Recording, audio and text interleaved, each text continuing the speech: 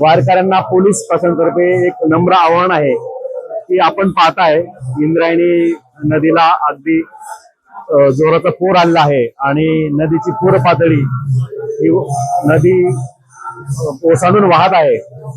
सकाळी आपण सिद्धबेट आणि आजूबाजूच्या परिसरामध्ये इंद्रायणी नदीच्या काठाला ज्या धर्मशाळा आहेत त्यातील वारकऱ्यांना आपण सुरक्षितता बाहेर काढलेला आहे। अजूनही काही धर्मशाळांमध्ये मोठ्या प्रमाणात पाणी घुसलेलं आहे। पोलीस प्रशासनातर्फे सर्व वारकरी आणि धर्मशाळाचे मालक आणि स्थानिक ग्रामस्थ यांना विनंती करण्यात येते की आपण तिथं जे आता भाविक आहेत त्यांना सुखरूप बाहेर काढलं पाहिजे किंवा त्या तत्काळ मोकळ्या केला पाहिजे।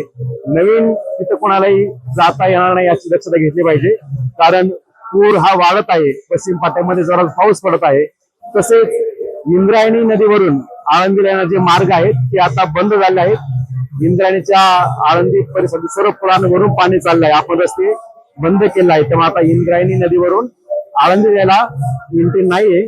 तसेच इतर रस्ते सुद्धा आळंदी बंद केले आहेत। त्यामुळं वारकऱ्यांना नम्र विनंती आहे की आता ज्या ठिकाणी ते आहेत त्या ठिकाणी त्यांनी सुरक्षित थांबावं आणि पुढील परिस्थिती विश्वस्त आणि नगरपालिका प्रशासन आणि पोलीस प्रशासन आपल्याला कळविल त्याप्रमाणे पुढील निर्णय घ्यावा।